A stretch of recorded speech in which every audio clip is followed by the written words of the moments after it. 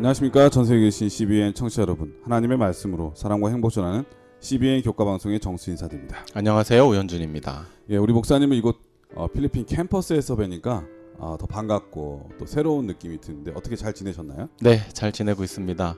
우리 목사님도 IS 캠퍼스에 오신 것을 환영합니다. 네, 우리 청취자분들 혹시 필리핀에 오실 기회가 있으시다면 이 캠퍼스 한 번씩 들러주시면 좀 감회가 새롭지 않을까 그런 생각이 듭니다. 너무 아름다우니까 여러분 꼭 한번 방문해 주시기를 부탁드리겠습니다. 자, 우리는 이번 한 기 동안 계시록 14장에 언급된 천하 만민에게 전해져야 할 영원한 복음, 우리가 잘 알고 있는 세 천사의 기별을 공부하고 있죠.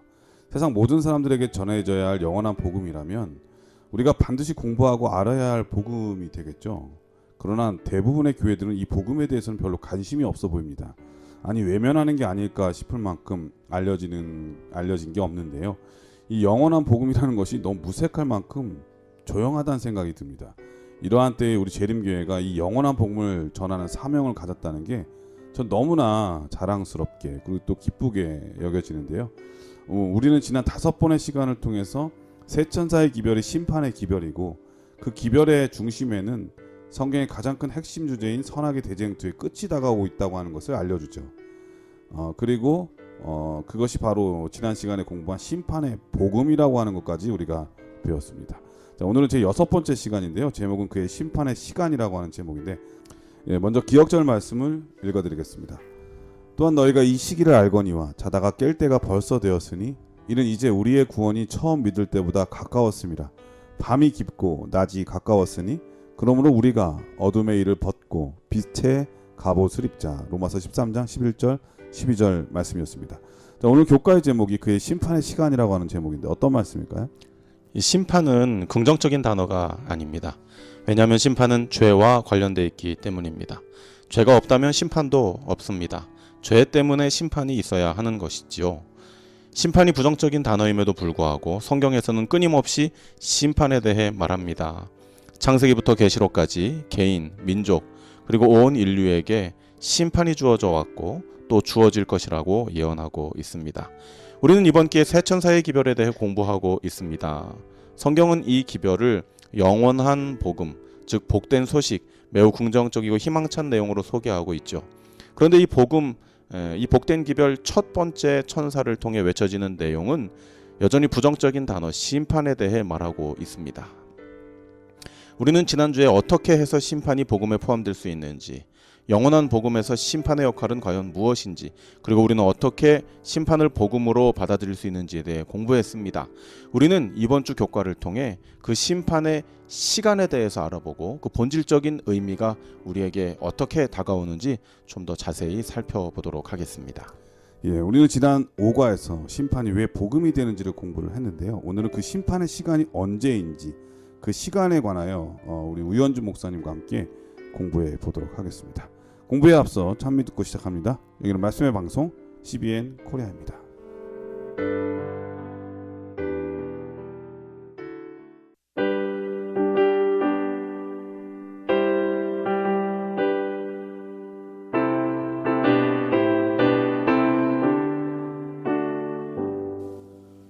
놀랍다 주님의 그 우리의 죄를 속하시려 갈바리 십자가 위에서 그 귀한 보혈을 흘렸네. 주의 은혜 우리의 죄를 다 씻었네. 주의 은혜 우리의 죄를 다 씻었네. 찬미 잘 들었습니다. 이로써지는 성소의 정결이라고 하는 제목인데요. 어떤 말씀일까요? 교과의 저자는 세 천사의 기별에 대해 묘사하면서 심판에 대한 설명을 위해 그 배경을 요한계시록에서 다니엘서로 옮겨갑니다. 지난주 우리는 다니엘서 7장과 요한계시록 4장의 내용을 통해 하늘에서 있을 최종 심판에 대해 살펴보았습니다. 그리고 우리는 이번 교과를 통해 그 심판의 시기가 언제인지 엿보게 됩니다. 다니엘서 8장 14절입니다. 그가 내게 이르되 2300주야까지니 그때의 성소가 정결하게 함을 입으리라 하였느니라. 우리는 다니엘서를 통해 지상 마지막 심판이 성소제도의 대속죄일과 연관돼 있음을 보게 됩니다. 성소는 인류의 죄를 도말하기 위한 속죄소였습니다. 아이러니하게도 죄가 없으신 하늘아버지께서는 그 성소에 인류의 죄를 어린 양의 피에 묻혀 정해진 기간, 즉 1년간 보관하게 하셨죠. 그리고 기한이 되었을 때 대속죄 기간을 통해 성소에 누적돼 있던 온 회중의 죄를 도말하는 정결 사역을 하셨습니다. 마찬가지로 지구를 비롯한 온 우주의 죄, 또한 성소의 정결 과정과 동일하게 이루어질 것임을 다니엘서를 통해 주님께서는 우리에게 알려주십니다. 그러니까 매일 성소 봉사를 통해서 그 죄 있는 양을 끌고 오잖아요. 그리고 그 양에게 자기의 죄를 전가하고 제사장은 그 가져온 양의 피를 가지고 성소로 들어가서 휘장에 뿌리게 되잖아요. 이게 매일같이 일어나는 이 속죄의 일이었는데 이 매일같이 일어나는 일 가운데 1년에 단 한 번, 그렇죠? 이 더럽혀진 휘장을 깨끗게 하는, 성소를 깨끗게 하는 그 날이 있는데 그것이 바로 대속죄에 일어나는 그 성소 봉사를 말하는 거죠. 네, 그렇습니다. 이 유대인이요 선지자였던 다니엘은 비록 그가 바벨론 유수기에 살았기 때문에 실제적인 어떤 그 시기에는 성전 봉사나 대속죄일이나 이런 것들을 경험하지 못했을 것입니다. 그럼에도 불구하고 성소에서 죄가 정결케 된다는 사실을 그는 명확하게 이해하고 있었고 또 그 정결 사업이 정해진 기간에 이루어진다는 것도 잘 알고 있었을 것입니다. 더 나아가 그에게 주어진 이상은 단순히 유대인을 위한 것이 아닌 온 인류와 하늘 성소의 정결 사역에 대한 것임을 그는 깨달았죠. 그런데 문제는 다니엘서 8장에 소개되는 2300주야라고 하는 이 기간이었습니다. 시간에 대한 것이었습니다. 다니엘은 이 기간이 과연 무엇을 말하는지 알 수 없었지요. 다니엘서 8장 27절입니다. 이에 나 다니엘이 혼절하여 수일을 앓다가 일어나서 왕의 일을 보았느니라. 내가 그 이상을 인하여 놀랐고 그 뜻을 깨닫는 사람도 없었느니라.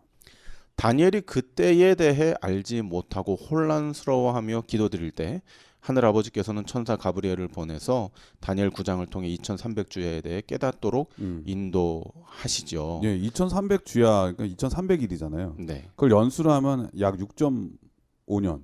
네. 그렇게 먼 일은 아니거든요. 네. 근데 먼 일이 아닌 일을 가지고 다니엘이 이렇게 수일 동안 앓다가 혼전할 정도는 아닐 겁니다. 이게 그렇기 때문에 엄청나게 긴 자기 장래에 대한 일이라고 하는 것이 분명해 보이죠. 그리고 분명히 이제 다니엘서 8장에서 주님께서는 이게 너의 때가 아니고 마지막 때에 네. 있을 일이라고 예언을 해주셨기 때문에 끝에 관한 일이라고. 그렇죠. 그리고 이제 다니엘은 단순히 어떤 기간적인 것에 대한 고민보다는 이 자기가 받은 기별을 충분히 알려야 될 필요가 있는 책임을 가진 자로서 대속죄일과 성소제도에 대해서는 그가 유대인이기 때문에 충분히 이해를 했지만 2300주야라고 하는 것은 그에게 굉장히 생소한 것이었거든요. 네. 그렇기 때문에 그 부분을 충분히 이해하고자 굉장히 많은 애를 쓰면서 또 이 고뇌의 시간을 보냈던 것을 우리가 성경을 통해 보게 이게 성서 됩니다. 해석을 볼 때 자연스럽게 연일 법칙을 적용할 수밖에 없는데 이걸 또 문자적으로 해석해서 다른 방향으로 해석하려고 하는 시도들이 있잖아요. 그렇게 되면 6.5년밖에 안 되거든요. 근데 그 연도 동안에 무슨 일이 일어날 거에 대한 걱정 때문에 다니엘이 수일을 앓고 혼절하고 그리고 또 이건 분명하게 하나님께서 계시로 말씀하시기를 정한 날의 끝에 관한 일이라고 마지막 날에 대한 얘기라고 하셨기 때문에 이건 자연스럽게 연일 법칙으로 해석해야 되지 않을까 그런 생각이 드네요. 네, 그런데 참 감사하게도 주님께서 주신 계시에 대해서 다니엘이 비록 이해되지 않는 부분이라 할지라도 알기 원하고 간절한 마음으로 그 말씀을 받고 깨닫기 위해서 기도드리는 그러한 모습들에 우리는 참 좋은 영적인 교훈을 얻게 되고 또한 기도드리는 그에게 반응하시는 우리 주님의 모습에 감사하게 됩니다. 다니엘서 9장 22절이죠. 내게 가르치며 내게 말하여 가로되 다니엘아 내가 이제 내게 지혜와 총명을 주려고 나왔나니. 네, 감사합니다. 아마 우리 이 세천사의 기별은 우리에게 너무나 익숙하고 재림 성도들의 뭐라 그럽니까 정체성에 매우 중요한 역할을 하고 있는 성경 구절이죠. 그리고 또 기별인데 그럼에도 불구하고 우리가 공부하면서 저만 그럴 것 같아요. 우리 해설진들도 이 교과 원고를 준비하면서 다른 때보다 많은 시간을 이렇게 할애합니다. 연구가 필요하죠. 네. 이게 잘 알려져 있지만 그렇다고 쉬운 내용은 아닌 것 같아요. 요한계시록 자체도 어려운데 네. 요한계시록 14장만을 딱 떼어서 공부하려니까 네. 앞뒤 전후 사경이 필요하잖아요. 맞아요. 그러니까는 공부의 양이 많아질 수밖에 없죠. 그래서 제가 다니엘의 심정이 이해가 되더라고요. 다니엘이 그렇게 막 식음을 전폐하면서 네. 녹초가 되도록 기도드린 이유가 있겠구나. 근데 이제 감사한 것은 이 간절한 마음으로 기도드리면서 이 말씀을 따라가고 이해하기 위해서 주님께 지혜를 구할 때 다니엘에게 응답하셨던 주님께서 여전히 우리에게도 동일한 성령의 지혜로 역사하신다는 것을 느끼게 됩니다. 그래서 우리 CBN 청취자들께서도 이 교과에 대해서 너무 어렵게 생각지 마시고 어려운 것은 주님의 지혜로 풀면 되니까 기도드리시고, 특별히 우리 CBN 교과를 들으시는 많은 청취자들 중에는 각 교회에서 교과리 교사로, 지도 교사로 봉사하시면서 이러한 어떤 아이디어를 얻기 위해서 이 방송에 함께 하시는 분들도 많이 계신데, 물론 우리 방송에 귀 기울이시면서 함께 이 공부해 나가시지만 더욱더 중요한 것은 다니엘처럼 순간순간마다 주님께 기도드림으로 지혜를 구하시고 주님께서 인도하시는 방법대로 또 맡겨주신 이 교과들을 또 양들에게 잘 풀이해 나가시는 우리 교사들, 또 우리 CBN 청취자들 되시기를 바랍니다. 예, 특별히 이 영원한 복음이잖아요. 복음이 어려우면 안 되잖아요. 그러니까 하나님께서 이 복음을 잘 이해할 수 있도록 지혜 주시면 누구나 깨달을 수 있는 말씀이 이 기별의 말씀이 아닐까, 그런 생각이 듭니다. 저는 특별히 이 지난 교과에도 말씀드렸지만 요한계시록이 404절로 되어 있거든요. 22장. 근데 404절 가운데 구약을 인용하거나 암시한 구절이 368절이에요. 거의 대부분이 구약과 관련이 있는 거죠. 그러니까 구약을 이해하지 않으면 이 계시록 이해할 수 없고요. 또 구약이 그렇게 많이 인용됐다고 하는 것은 요한계시록이 맨 마지막에 있어야 될 적당한 위치에 있다. 그렇기 때문에 결론, 어떤 결론인가? 오늘 지금 공부하고 있는 이 심판에 대한 기별, 그다음에 구원에 대한 기별의 결론이 바로 요한계시록이라고 하는 것. 그러면서 제가 보니까 아브라함이 만났던 세 사람이지 않습니까? 그 세 천사잖아요. 네. 19장에 보면 두 천사가 나오고 그 한 분은 예수님이신데, 예수님은 미가엘로 요한계시록 표현됐으니까 세 천사가 맞거든요. 그 모티브가 너무나 정확하게도 맞아요. 소돔과 고모라에 대한 그 심판에 앞서서 이 세 천사가 아브라함과 롯을 만나가지고 그 구원하는 과정을 이렇게 묘사를 할 때 이 세 천사의 기별과 너무나 모티브가 거의 비슷하다는 생각이 들거든요. 여러분들 같이 연관해서 공부하면 더 큰 도움이 되지 않을까, 그런 생각이 듭니다. 이로서지는 성소의 정결이라고 하는 제목을 우리가 살펴봤는데, 레위기에 나오는 대속죄일의 가장 클라이막스라고 할 수 있는 성소 휘장을 거두는 의식을 말하는 거죠. 이것은 제사장이 하는 일련의 봉사 중에 가장 마지막에 있는 예식이기도 하죠. 하나님께서 지시하신 성소 봉사를 보게 되면은 죄인이 의롭게 되는 것은 죄인이 성소로 가져온 양을 통해서 그 양에게 자신의 죄를 전가하게 되면 제사장은 그 양을 잡아서 그 피를 가지고 성소로 들어가 휘장에 뿌리게 되고, 그 의식이 하루에 2번 아침과 저녁에 드려지게 되는데, 그러니까 이 휘장은 매일 이 죄인의 피로 인해서 더럽혀지게 되어 있다는 거죠. 그런데 이 휘장을 거두는 한 날이 있었는데 바로 그게 대속죄일이었고, 그날은 지난 모든 죄에 대한 속죄의 마지막을 나타냈기에 너무나 중요한 예식으로서 마지막 때를 나타내기에 매우 적절한 예식이다라는 것을 우리 목사님께서 말씀해 주셨습니다. 월요일 소지는 2300주야와 마지막 때라고 하는 제목인데요. 어떤 말씀일까요? 비록 다니엘이 바벨론 유숙에 살았던 사람으로서 실제적인 성전 봉사나 대속죄일을 성수할 수는 없는 형편이었을 것입니다. 그럼에도 불구하고 그는 유대인으로서 성소와 대속죄일의 내용에 대해서는 충분히 이해하고 있었죠. 우리가 일요일 교과에서 이야기한 것처럼요. 그가 받은 이상 중에 유일하게 이해되지 않은 부분은 바로 기간에 대한 것이었습니다. 그는 단순히 기간에 대해 알기를 열망한 것이 아닐 것입니다. 모든 예언을 충분히 알기 원했죠. 그리고 그 모든 내용을 정확히 파악하려면 반드시 그 시기에 대해 깨달아야 했습니다. 다니엘서 8장 17절, 19절, 26절입니다. 그가 나의 선 곳으로 나아왔는데 그 나아올 때 내가 두려워서 얼굴을 땅에 대고 엎드리매 그가 내게 이르되 인자야 깨달아 알라. 이 이상은 정한 때의 끝에 관한 것이니라. 가로되 진노하시는 때가 마친 후에 될 일을 내가 내게 알게 하리니 이 이상은 정한 때 끝에 관한 일임이니라. 이미 말한 바 주야에 대한 이상이 확실하니 너는 그 이상을 간수하라. 이는 여러 날 후의 일임이니라. 감사합니다. 인자야 깨달아 알라. 이 다니엘이 그토록 알기 원했던 그 때, 그 시기는 역시 하늘아버지께서도 다니엘이 깨달아 알기를 원하셨다라고 다니엘서 8장은 이야기하고 있지요. 이 기간은 분명히 마지막 때, 즉 심판의 때를 가리키고 있습니다. 그리고 이 기간은 다니엘의 시대를 넘어 세상 역사의 끝자락으로 시선을 이끌고 있지요. 다니엘서 8장 20절 21절입니다. 내가 본 바 두 뿔 가진 수양은 곧 메대와 바사 왕들이요 털이 많은 수염소는 곧 헬라 왕이요 두 눈 사이에 있는 큰 뿔은 곧 그 첫째 왕이요. 감사합니다. 그때는 메데바사 그리고 헬라 그리고 그 다음으로 나타나게 될 로마가 나타난 이후에 그 끝이 올 것이라고 말해 줍니다. 어떤 이들은 헬라 본국 중 하나였던 분국 중 하나였던 셀류쿠스 왕 안티오쿠스 에피파네스가 그 뿔이라고 말하지만 사실 그는 역사적으로 정한 때 끝에 살았던 왕은 아니죠.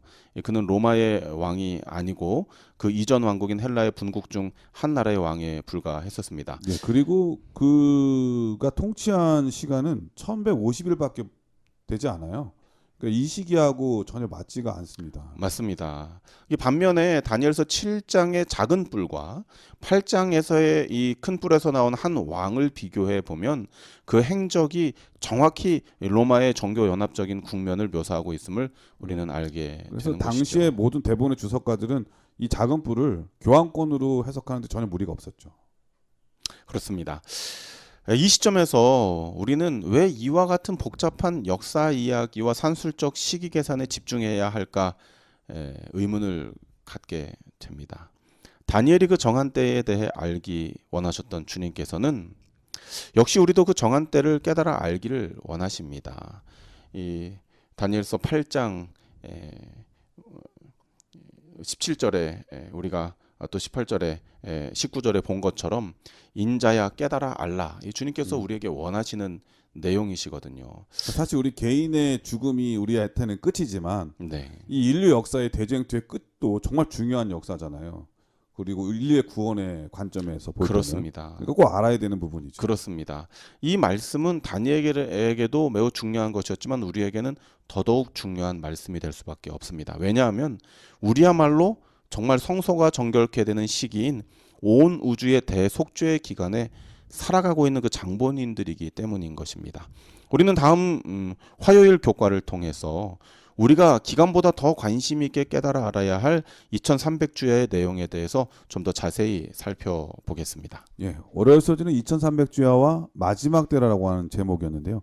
목사님께서 말씀해 주신 바와 같이 다니엘 8장에서 다니엘은 이 작은 뿔로 예언된 악의 세력이 하늘 군대에 미칠 만큼 커져서 군대의 주제 곧 하나님을 대적하고 그에게 드린 제사를 제할 뿐만 아니라 성소를 헐어버리기도 하고 진리를 땅에 던지는 것을 보면서 하나님께 묻잖아요.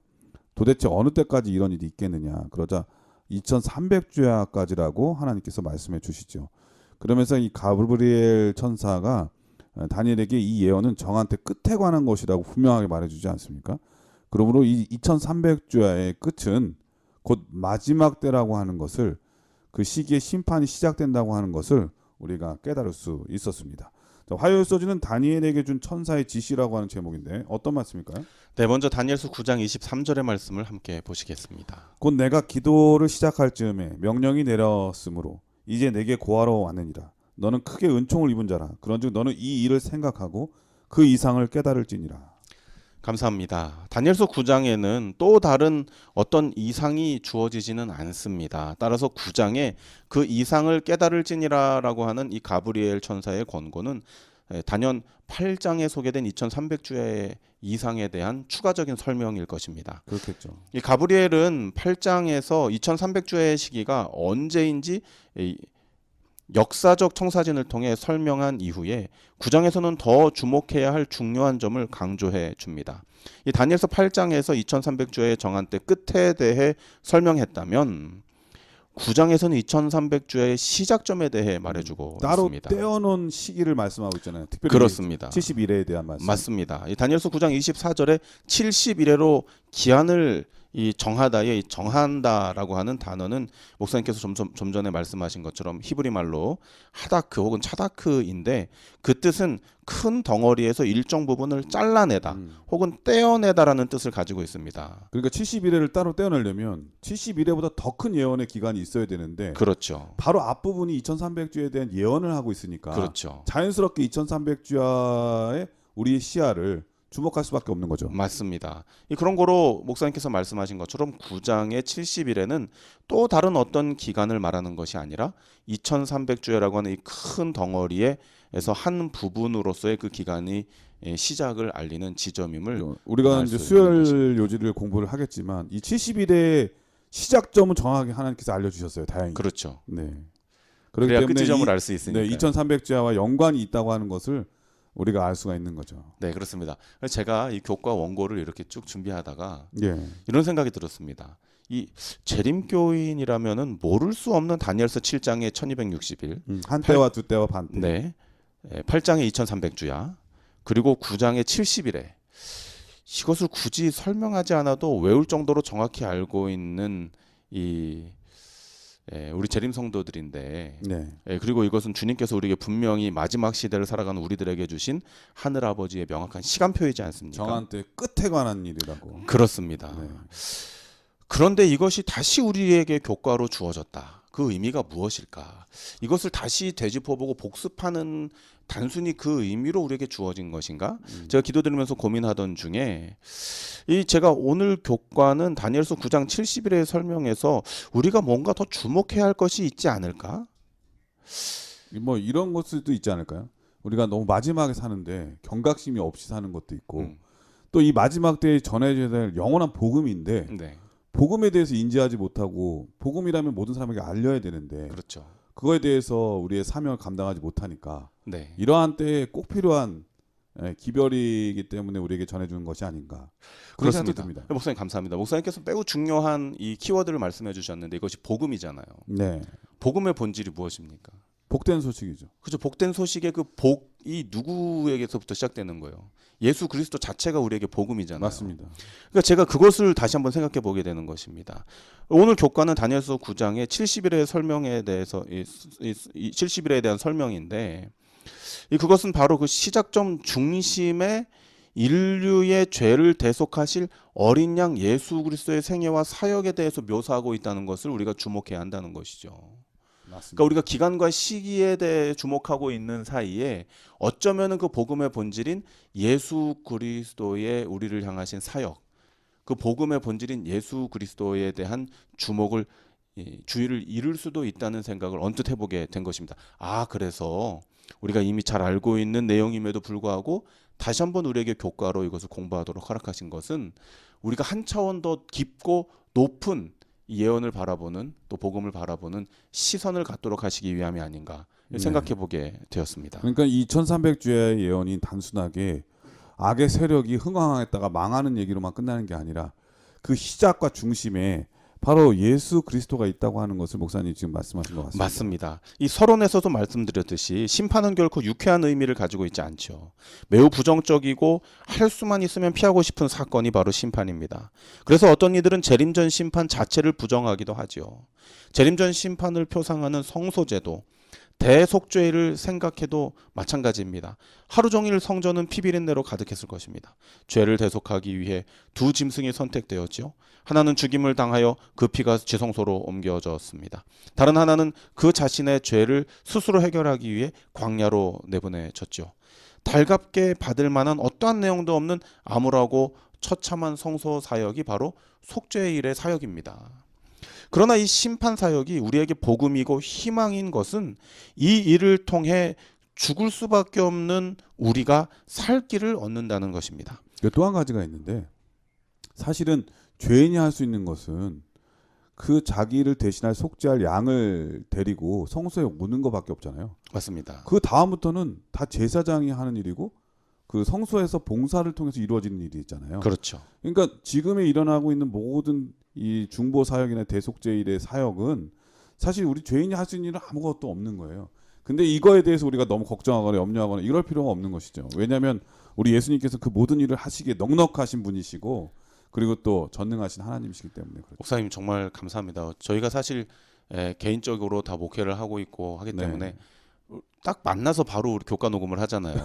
우리가 서로 뭐 사전에 이렇게 뭐 입을 맞추거나 이렇게 조율하는 일이 없는데 제가 생각하는 그 부분들을 동일한 성령께서 우리 목사님의 마음과 입술을 주장하셔서 그 정확한 부분들을 이제 지적해 주시는 것 같아요. 아마도 이 복음을 공부하는 분들은 다 이것을 맞습니다. 느끼고 깨닫지 않을까요? 맞습니다. 때때로 우리가 이 재림전 심판, 조사 심판에 대해서 우리의 심판이라고 생각을 해요. 왜냐하면 우리가 심판의 대상이라고 생각하기 때문에. 네, 그런데 오늘 교과의 제목이 뭐예요? 우리의 심판의 시기가 아니에요. 맞습니다. 그의 심판이에요. 하나님께서 하실 일이죠. 그렇습니다. 그리스도께서 다 하시는 그리고 일이죠. 진정으로 예수님 믿는 분들 그리고 진실된 분들은 걱정할 필요가 없는 게 그분들을 옹호하기 위한 심판이 바로 이 심판이거든요. 맞습니다. 감사합니다. 다시 본론으로 돌아오면은 우리의 죄를 해결하기 위해 우리가 똑같은 이야기를 다시 반복합니다만 우리의 죄를 해결하기 위해 대속물 어린 양이 희생됨으로 모두가 다시 살 기회를 얻는 것이 바로 이 속죄 기간이죠. 다니엘서 8장의 성소 정결을 위한 시간 2300주야 그리고 그 시작을 알리는 70일의 중심에 온 인류의 죄를 대속할 어린 양 예수 그리스도께서 소개되고 있다는 것 자체가 우리에게는 복음인 것입니다. 예, 그리고 그 시기에 대해서 다니엘이 예언을 했고 그리고 베드로전서에 보면은 베드로가 고백하죠. 이 시기와 때에 관해서는 모든 선지자들이 또 관심을 갖고 연구했던 주제라고 또 얘기하고 있거든요. 그렇습니다. 이 대속죄일 죄를 속량할 어린 양이 없다면 회중은 어떻게 됐을까요? 회중은 용서받지 못했을 것입니다. 성소도 정결케 되지 못합니다. 이 어린 양의 희생으로 말미암아 성소와 회중은 정결함을 얻게 되는 것이죠. 비록 피비린내 나는 처참한 사역이지만 그것이 유일한 희망이요 복음인 것입니다. 이 70일에 이루어질 예수 그리스도의 십자가 사건 역시 그렇습니다. 인간이 인간에게 가할 수 있는 가장 잔인한 처벌, 십자가를 통해 우리의 대속물 되시는 그리스도께서 나무에 달려 피 흘리시고 돌아가셨죠.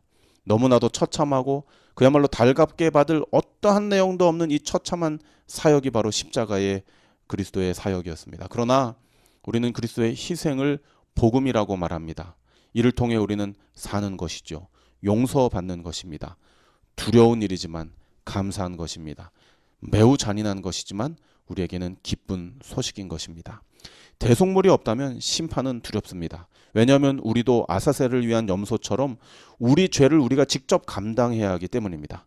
그러나 나를 위해 희생당한 대속물이 있는 한 가장 두렵고 잔인한 처형이 내려지는 심판장이라 할지라도 우리는 감사와 기쁨으로 새 생명을 소유하게 네. 되는 것입니다. 이미 위대하신 창조주이시고 온 우주를 다스리신 예수 그리스도께서 자기의 목숨을 대속물로 주셨잖아요. 이보다 더 큰 희생물이 어디 있겠습니까? 그러니까 우리는 두려워할 필요가 없는 거죠. 그렇습니다. 저는 처음 이 제 6과에 그의 심판의 시간을 이라고 하는 이 챕터를 이제 제가 준비를 해야 되니까 열고 이 서론에 이 잿더미가 된 어미새 이야기를 읽으면서 과연 이 이야기가 이번 주 교과와 무슨 관련이 있기에 소개되는 것일까 궁금해했습니다. 네. 그러나 제가 화요일과 수요일 교과를 열어 공부하면서 이 이야기에 깊이 공감하고 고개를 끄덕이게 되었죠. 아기새, 화염 가운데서 스스로 목숨을 연명할 수 없는 연약한 어린 것들이 어미새의 고귀한 희생으로 그 비참한 화재 현장에서도 희망을 얻었던 이야기가 바로 마지막 심판의 때에 영생을 얻게 될 우리, 목사님께서 말씀하신 것처럼 우리의 구원을 위해서는 아무것도 할 수 없는 연약한 우리, 그리고 우리를 위해 대신 희생당하신 예수 그리스도의 이야기임을 깨닫게 될 때에 마음의 깊은 감사와 찬양을 경험하게 되는 것입니다. 이 화요일 교과의 제목이 다니엘에게 준 천사의 지시거든요. 네. 우리가 생각할 때 다니엘에게 준 천사의 지시는 단순히 시간적인 계산법을 주는 것이 아니죠. 아닙니다. 그 계산법 가운데 중심에 위치하고 있는 그리스도의 희생과 우리를 구원하시기 위한 봉사가 바로 다니엘이 주목하기를 원했던 천사의 이 중요한 이 지시의 그 내용이 아니었나. 사실 그 배경을 거슬러 됩니다. 올라가 보면은 다니엘이 이런 기도를 하게 된 첫 번째 이유는 예레미야의 서책에 기록된 대로 자기의 백성 70년 만에 돌아올 것에 대한 얘기잖아요. 그러니까 자기 민족에 대한 얘기는 했지만 하나님께서는 그 민족만이 아니라 온 인류에 대한 계시를 이 다니엘에게 준 거예요. 그러니까 이 맞습니다. 온 인류에 대한 구원이죠. 사실은 단순히 악에 대한 심판, 죄에 대한 심판이라면 이런 스케줄을 만들 필요가 없습니다. 그냥 바로 벌 내리고 심판하고 없애면 되죠. 그러나 이렇게 하신 이유는 바로 그 가운데 놓인 인류의 구원을 위한 하나님의 뜻이 있기 때문에 이러한 계획이 필요하고 이러한 놀라운 섭리가 준비된 것이 아니겠습니까? 그게 바로 목사님과 저라는 거, 우리 맞죠. CBN 청취자들이라는 거. 이게 복음이죠. 감사한 맞습니다. 일이죠.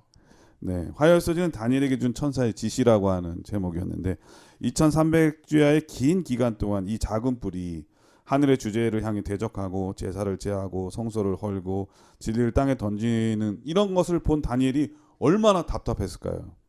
그래서 수일 동안 혼절해서 앓고 말았다고 기록되어 있는데 그러자 하나님께서 천사 가브리엘을 통해서 지시함으로써 힌트를 주죠. 그 힌트는 2300주의 시작을 알려주는 힌트도 되었지만 그 기간 중에 따로 뛰어난 하나님의 백성을 위한 특별한 예언을 주심으로써 이 놀라운 것이 바로 우리를 구원하기 위한 하나님의 대속물, 희생 그리고 속죄를 위한 이 화목제물이라고 하는 것, 그분이 바로 예수 그리스도라고 하는 것을 알려주는 것, 이거보다 더 큰 복음은 없는 것이죠. 그래서 이 7일의 시작점이 바로 예루살렘을 중건하라는 영이 날 때부터이고 그 끝이 바로 기름 부음을 받은 자 곧 왕이 곧 왕 메시아가 일어나기까지의 기간을 우리가 이룬다고 하는 것을 알 수가 있었습니다. 그런데 그 기한이 따로 떼어내려면 더 큰 기한이 있어야 되는데 그것이 바로 앞서 8장에서 언급된 다니엘이 수일 동안 앓던 그 예언, 즉 2300주야의 예언이라고 하는 것. 그것도 히브리 말도 다 연결돼 있잖아요, 그렇죠? 그러므로 예수 그리스도께서 우리를 구원할 대속물이 되실 그런 기간을 통해서 2300주의 끝도 알려주심으로써 마지막 때가 언제인지 우리에게 확실하게 알려주신 것 같습니다. 혹시 이 부분에 대해서 공부를 더 하고 싶으시다면 김대성 목사님의 다니엘 계시록 연구와 본 교회에서 나온 신학 자료 시리즈죠. 5권 그리고 또 스테파노비치 박사님께서 쓰신 다니엘 주석 계시록 주석을 참고하시면 정말 좋겠습니다. 자, 그럼 여기서 찬미한 곡 들으신 다음에 계속해서 수요일 목요일 소주를 공부하도록 하겠습니다. 여기는 말씀의 방송 CBN 코리아입니다.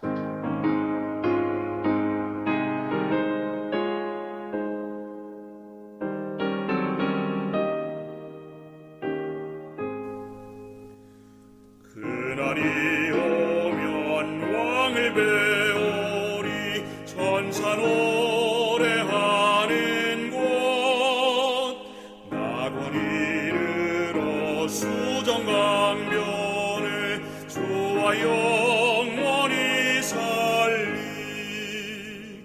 영광 중에 왕을 배우리 영원토록 찬양하겠네 나를 위하여 돌아가신 주 그날 왕을 뵙겠네. 예, 수요일 소지는 기름 부음을 받은 자가 끊어짐이라고 하는 제목인데 어떤 말씀일까요? 이 수요일 교과는 역사적인 예언 성취와 더불어 그리스도의 침례와 십자가의 희생이 우리의 영적 경험과 어떻게 연결되어져야 할지를 가르쳐 줍니다. 이 화요일 교과에서 이야기했듯이 2300주의 시작점은 70일로부터 시작됩니다. 따라서 70일의 시작점이 언제인지를 알게 되면 자동으로 2300주의 끝이 언제인지도 우리가 자연스럽게 알 수 있는 것이죠. 다니엘서 9장 25절입니다. 그러므로 너는 깨달아 알지니라 예루살렘을 중건하라는 영이 날 때부터 기름 부음을 받은 자 곧 왕이 일어나기까지 7일에와 62일에가 지날 것이요 그때 곤란한 동안에 성이 중건되어 거리와 해자가 이룰 것이며. 감사합니다. 2300주야의 시작점은 바로 예루살렘 중건령이라고 성경은 정확히 말합니다. 역사적으로 볼 때에 예루살렘 중건에 대한 여러 조서들이 있었죠. 우리가 아는 바로 기본적으로 세 개의 조서가 있었습니다. 네. 그 가운데서 거리와 해자가 이룰 것이라는 명을 포함하고 있는 조서는 또 그 명을 통해서 실제로 거리와 해자가 이루어지는, 그러니까 완전히 그 예루살렘 성 자체가 자치구로 완전히 회복되는, 주권을 회복하는 그 이 조서를 역사적으로 살피면 그것은 바로 주전 457년에 아닥사스다 왕에 의해서 내려진 조서임을 우리가 알게 됩니다. 근데 이게 어려운 게 아닌 게 이게 기름 부은 자, 곧 메시아와 관련이 있잖아요. 네. 메시아가 일어나고 끊쳐지고 복음이 온 세상에 전파되는 것을 기간으로 해보면은 이 영밖에 되지가 않아요. 네, 역으로 유추해보면 그렇죠. 유추해보면요. 네, 그렇습니다. 우리 청취자들께서도 이미 잘 알고 계시는 내용들이지만 그래도 교과에서 다루고 있는 부분이니 간략하게 연대 정리를 좀 해보도록 하겠습니다. 이스라엘 백성과 거룩한 성 예루살렘을 위해 구별된 70일에는 말 그대로 70주일을 말하는 것입니다. 1일 1년 환산법칙에 따라서 70주일은 77에 49, 490년을 말하는 것이죠.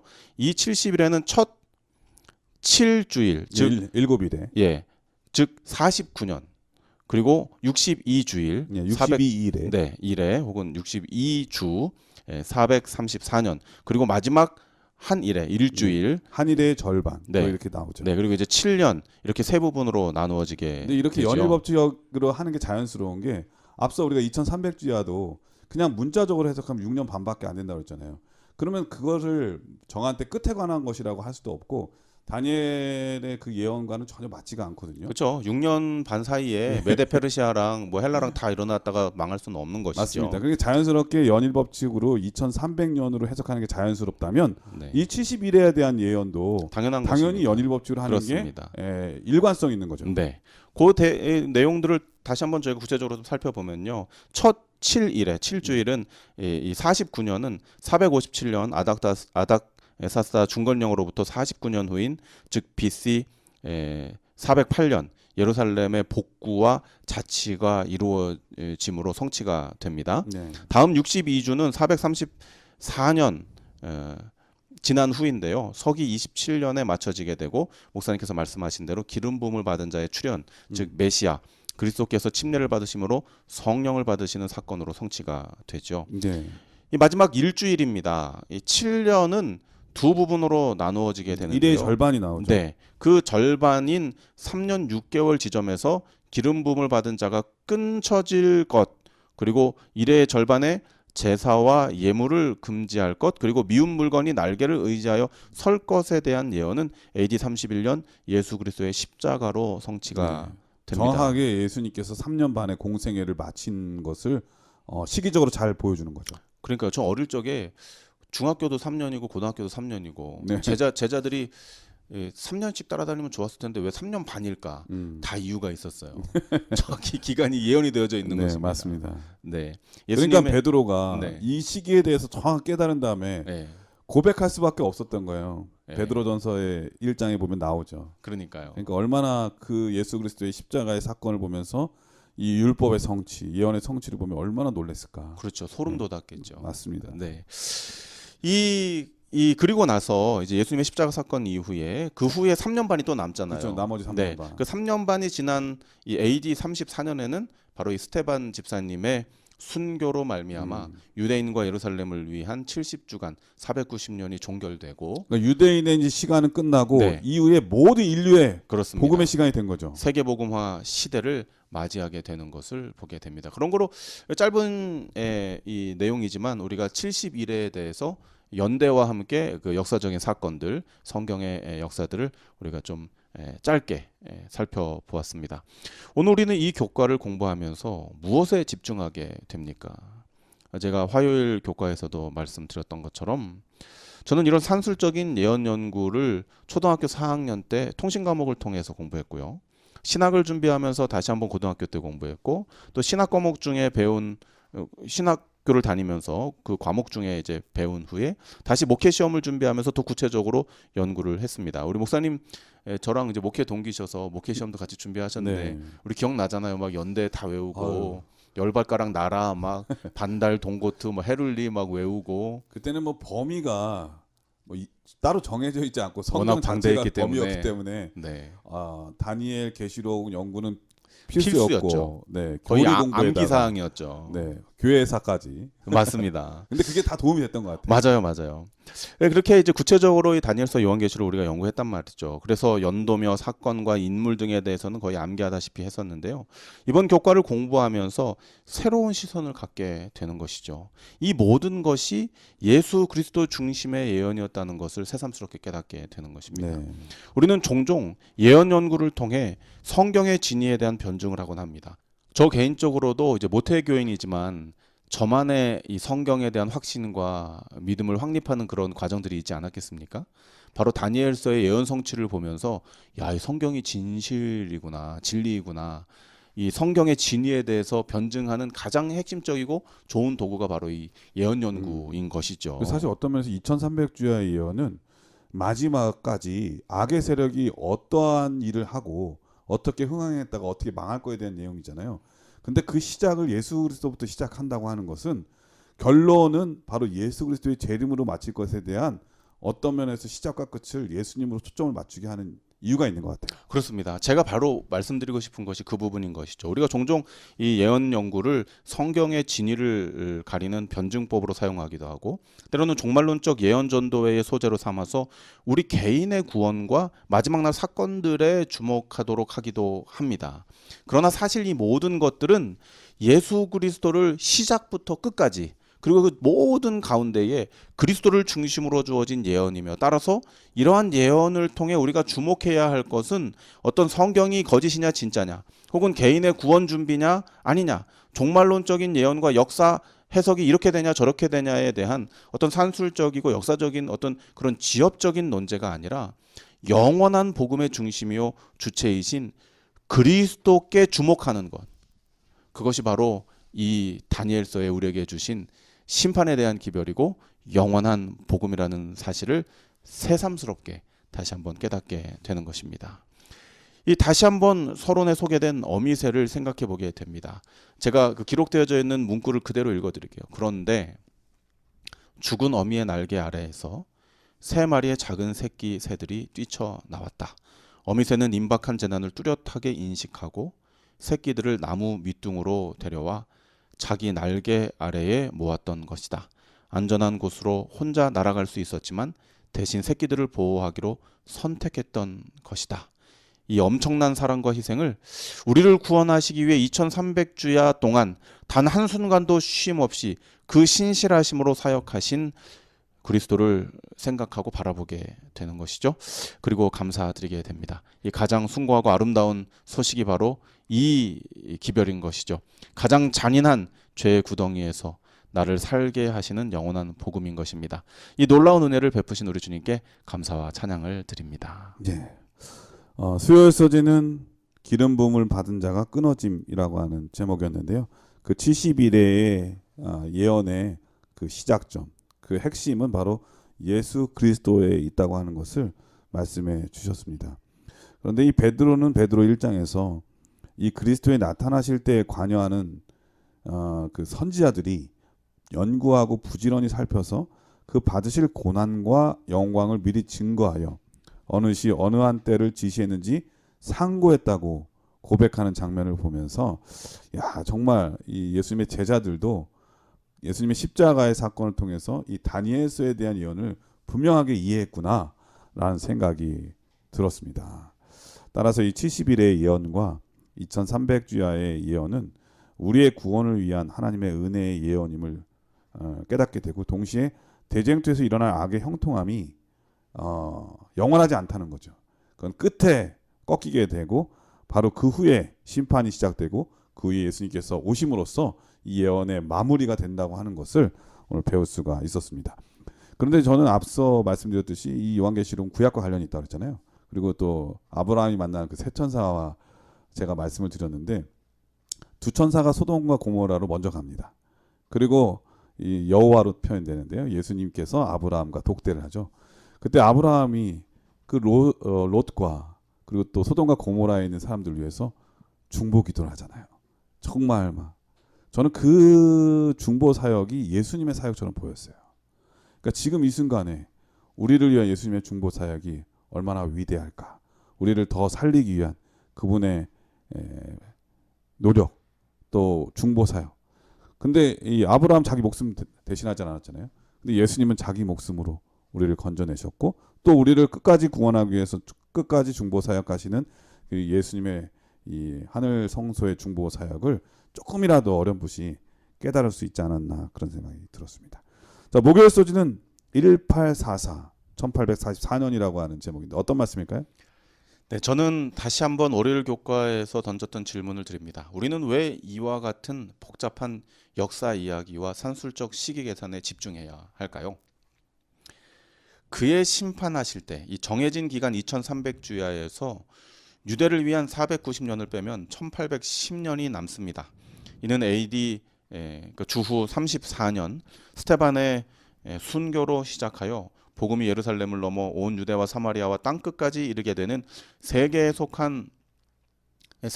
있는 구원 얻을 무리들을 위한 기간임을 확인하게 되죠. 그리고 그 시침은 한치의 오차도 없이 1844년을 가리키고 있다는 것입니다. 2300주야의 끝의 연도는 1844년인 것이죠. 바로 재림교회가 태동하게 되는 그 시작점이 여기에 드러나 있는 것입니다. 이 광야 이스라엘을 속죄하기 위한 대속죄일이 시작된 것처럼 온 우주와 인류의 죄를 도말할 하늘 성소의 속죄 기간이 시작된 시기가 바로 이때인 것이죠. 네, 그리고 이 시기에는 세계 정세를 봐도 매우 혼란스러운 시기였죠. 그래서 중세 교황권이 프랑스 혁명으로 끝난 이후에 인본주의 사상이 막 일어나서 하나님을 무시하는 그런 회의론자도 많이 나타났고요. 공산주의 이론도 그때 나타났고 또 진화론도 시작됐고요. 그렇죠. 진화론도 시작됐고 이러한 때에 하나님의 진리를 바르게 설명하고 또 외쳐야 할 그러한 필요를 우리 하나님께서 또 알고 계셨겠죠. 그래서 그 일들을 위한 특별한 하나님의 사람을 택할 이유가 있었다고 저는 생각합니다. 그렇습니다. 이 중요한 것은 1844년에 하늘 성소의 속죄 기간이 시작되었다는 것입니다. 성소 정결 우리 예. 처음에 시작한 대로 심판이 시작된 것입니다. 그러나 심판은 제가 서론에서 말씀드린 것처럼 죄와 관련된 것이고 피하고 싶은 부정적인 의미를 담고 있잖아요. 그럼에도 불구하고 우리가 이번 주를 통하여 공부한 것처럼 심판이 시작되었어도 우리는 두려워할 필요가 없는 것입니다. 왜냐하면 어미새 되시는 그리스도께서 우리를 덮고 계시기 때문이죠. 그의 심판은 우리의 심판이 아닙니다. 그리스도를 심판하는 것이죠. 왜냐하면 그분께서 우리의 죄를 다 감당하셨기 때문인 것입니다. 앞서 말씀드린 대로 죄인이 양에게 전가한 후에는 그 이후에는 해야 되는 모든 일이 죄인에게 있지 않고 제사장에게 있거든요. 맞습니다. 죄를 속죄하는 모든 일에 관해서는 맞습니다. 2300주야의 역사가 그 사실을 우리에게 이야기해주고 있습니다. 유대인은 목사님 말씀하신 대로 한 것이 하나도 없죠. 그저 약속된 그 시간 안에서 살아내는 것밖에는 없습니다. 그 기간에 그리스도의 몸 대신 성전이 재건되었고 그리스도 자신이 인성으로 태어나셨고 침례를 통해 기름 부음을 받으시고 십자가상에서 대속물로 희생을 당하셨습니다. 그 기간이 바로 2300주야 내에 특별히 70일의 내에 다 진행이 된 것이죠. 역시 마찬가지로 그리스도인들도 심판에서 살아남기 위해 할 수 있는 것은 사실 아무것도 없습니다. 네. 예언된 그 심판의 때를 그저 그리스도 안에서 살아내는 것 외에는 아무것도 없는 것이죠. 그리고 또 하나는 그 죄에 대해서 그 양에게 전가했잖아요. 그리고 내가 속죄됐다고 하는 확신을 갖고 살아가는 게 중요한 거죠. 그렇습니다. 그리스도께서 중보하시고 심판하시고 정결케 하실 것이라고 하는 그 확신. 때로는 어떤 이들은 이렇게 오해를 합니다. 그 기간이 대정죄 기간이라고 생각을 해요. 우리 죄가 다 낱낱이 책에 기록되어져 있어서 모든 것이 다 드러나는 이게 대정죄 기간이라고 생각을 하는 거예요. 그 다음에 나오는 기념책을 몰라서 그래요. 근데 사실은 그 마태복음 25장에 보면은 구원받은 사람들에 대한 얘기가 나오잖아요. 근데 예수님께서 뭐라 그러냐면 내가 굶주렸을 때 먹을 걸 줬고 헐벗을 때 입을 것을 줬고 그런데 정작 그거를 일을 했던 사람은 몰라요. 네. 예수님만 아시는 거예요. 그러니까 우리를 위한 그 놀라운 행한 거 나도 잘 기억 못하는 것까지도 우리 예수님은 다 기억해서 기념책에 적어주시니까 네. 제가 생각하기에는 구원받은 사람들은 죄책보다 기념책이 훨씬 몇 배 더 두꺼울 거라고 저는 확신합니다. 감사합니다. 복음이네요. 아 진짜 그래요. 저는 그걸 믿어요. 네. 이 지금부터 제가 드리는 말씀이 방송에 나갈지 어떨지 모르겠는데 저 개인적으로는 네. 그 죄책의 방송 나갑니다. 네, 혹시 교리적인 문제가 있으면 지워주세요. 그건 제 개인적인 생각인데 네. 이 죄책에 기록된 죄는 무슨 색깔로 쓰여졌을까요? 네, 성경에 없는 얘기라서 네. 조심스러워. 근데 이제 찬미가의 또 이사에서도 이제 우리 죄는 주홍같이 불다 그랬잖아요. 네. 그게 제 생각에는 빨간색으로. 네, 빨간색으로 쓰여졌을 것 같아요. 아, 그런데 이제 그 죄책을 네. 그리스도의 보혈에 적셔버리잖아요. 네. 아. 빨간색으로 쓰여진 것이 빨간색으로 물들여져 버리면은 음. 식별이 안 돼요. 그 의미 있는 말씀이시죠. 네, 저는 그래서 그렇지 않을까. 네. 그래서 저는 이제 우리 두루마기를 그 보혈로 빠르라 이런 표현도 있잖아요. 네. 그 빠르면 더러워질 텐데 왜 그럴까? 우리에게 입혀진 두루마기 자체가 우리의 죄로 인해서 이미 더럽혀졌기 때문에 그것을 그리스도의 보혈로 빤다는 것은 식별되지 않는 죄를 덮어버리는 그 사랑으로 이해될 수 있지 않을까. 뭐 개인적으로 그렇게 생각했습니다. 이거는 방송에서 지우시는 게 좋을 것 같아요. 아닙니다. 의미 있는 것 같아요. 명확한 근거가 있지 않기 때문에. 근거는 없지만 네. 복음이 될 수 있네요. 네, 저는 그렇게 받아들이고 감사한 마음이에요. 우리 감사한 그렇다고 마음으로. 해서 죄책은 빨간색으로 써 있다. 여러분들 그렇게 설명해서는 안 됩니다. 아, 네. 그냥 이거는 설교적 적용이다. 이렇게 이해해 주시면 좋을 것 같습니다. 네. 감사합니다. 다시 본론으로 돌아와서 우리를 덮는 어미새가 없이 홀로 심판의 화마에 맞서야 한다면 그것은 대속죄 기간이 아니라 대정죄 기간이요 두려운 기간이 될 수 있겠죠. 그러나 이 기간은 그리스도의 보혈로 죄로 죽을 수밖에 없는 우리들을 씻기시고 정결케 하시는 대속죄 기간임을 우리가 기억해야 합니다. 우리를 살리는 영원한 복음의 기간인 것이죠. 레위기 23장 26절에서 29절은 우리가 이 기간 동안에 어떻게 해야 할지를 교훈하고 있습니다. 여호와께서 모세에게 일러 가라사대 7월 10일은 속죄일이니 너희에게 성회라. 너희는 스스로 괴롭게 하며 여호와께 화제를 드리고 이날에는 아무 일도 하지 말 것은 너희를 위하여 너희 하나님 여호와 앞에 속죄할 속죄일이 됨이니라. 이날에 스스로 괴롭게 하지 아니하는 자는 그 백성 중에서 끊쳐질 것이라. 감사합니다. 이 날에는 아무 일도 하지 말아라. 이것이 우리가 할 수 있는 유일한 일인 것이죠. 안식일이네요. 네, 그렇습니다. 그러면서 더불어서 이제 스스로 괴롭게 하라 이제 이런 표현이 있는데요. 이것은 뭐 우리 스스로를 힘들게 하고 뭐 고달프게 하라는 내용보다는 그 표현 자체가 우리 자신을 낮추고 마음을 살피고 자신의 죄를 자복하고 회개하는 것을 이야기합니다. 왜냐하면 자신의 누추한 모습을 바라보게 되면 심리적으로 굉장히 괴로울 수밖에 없죠. 그런 것들을 어린 양께 구속자 구원자 되시는 그리스도께 다 내어놓고 그분께로 돌이키는 것, 이것이 우리가 할 수 있는 유일한 일이며 또 가장 위대한 일이 될 수 있다는 것이죠. 네. 우리의- 저는 뭐 한 말씀 좀 덧붙이자면 네. 아까 말씀드렸듯이 소돔과 고모라와 관련이 있잖아요. 롯이 그 기간 동안에 했던 일, 복음을 조금이라도 더 전하기 위해서 지체했던 그 일, 우리가 해야 될 사명이 아닌가 그런 생각은 듭니다. 네, 맞습니다. 우리의 의지를 그분의 발 앞에 내려놓는 일, 또 우리의 인류의 조상이 실패했던 그 일을 우리는 이 기간에 할 수 있다는 것. 더불어 목사님께서 말씀하신 것처럼 우리만 그것을 가지고 있는 것이 아니라 증거해서 우리 사랑하는 가족과 이웃과 친구들을 살려내는 일에 그리스도의 사역에 동참하는 일, 이것이 우리가 할 수 있는 일이다. 이렇게 생각해 보게 됩니다. 그런 면에서는 마지막 심판받아야 될 그 하나님을 외면하는 사람들에게도 이게 복음이 되는 것은 빨리 돌아오라고 하는 기별이잖아요. 그렇죠. 그런 면에서는 정말 큰 복음이죠. 네. 요즘 우리가 어떻게 생활하고 있습니까?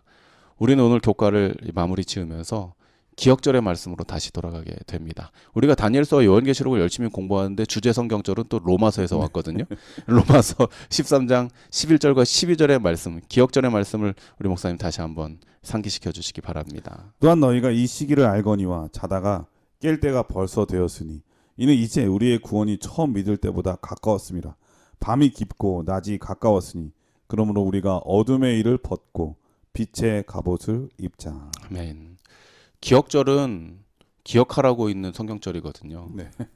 이번 주 기억절이 로마서 13장 11절 12절입니다. 이 말씀을 마음 가운데 새기시고 기억하시고 오늘 내가 섬길 자를 택할 줄 아는 지혜로운 그리스도인들 되시기를 우리 예수님 이름으로 축원드립니다. 네. 목요일 서지는 1844년이라고 하는 제목이었는데요. 300주야의 시작이 알려주셨다면 그 끝은 자연스럽게 알 수가 있는 부분이잖아요. 그래서 2300주야를 연인 법칙을 통해서 2300년이라고 한다면 그 시작이 예루살렘을 중건하라는 영이 날 때부터 계산을 해보면 바로 1844년이 되죠. 이 기간이 왜 중요한가? 우리 목사님 말씀하신 바와 같이 여러 일들이 있지만 우리 재림교회 시작을 알리는 재림 운동이 시작된 해고, 그 운동으로 인해서 우리 재림교회가 시작되는 계기가 생겼잖아요. 당시 침례교 목사였던 윌리엄 밀러는 2300주야의 예언을 연구하면서 성소 정결을 예수님의 재림으로 오해했죠. 그래서 그 기별을 받아들인 수많은 초교파적 사람들이 있었고요. 그러나 예수님 그때 오시지 않았고 실망한 무리들은 각자의 교회로 돌아가고자 했지만 시한부 종말론자들이라고 하는 오명을 씌워서 각 교단들은 그들을 받아주지 않았잖아요. 그래서 그 무리들이 모여서 무엇이 문제였는지, 왜 예수님이 그때 오시지 않았는지 성경을 연구하다가 그 기간은 예수님의 재림이 아니라 심판이 시작되는과 동시에 마지막 때의 시작을 알리는 계기라고 하는 것을 알게 됐죠. 그렇게 해서 흩어졌던 그 무리들은 성경의 진리들을 하나로 모아 1863년에 교회가 시작됐는데 그 교회가 바로 우리 재림 교회이고 지금은 전 세계 213개 나라에 이 재림 기별을 전하고 마지막 사명을 다하는 교회가 된 교회, 우리 교회잖아요. 그러니까 만일 재림 교회가 탄생하지 않았다면, 그때의 대실망이 없었다면, 교파주의로 인해서 흩어졌던 성경의 진리를 하나로 모으는 데는 엄청난 시간과 에너지가 들어갔을 것이라는 생각이 듭니다. 아니면 불가능했을지도 모르죠.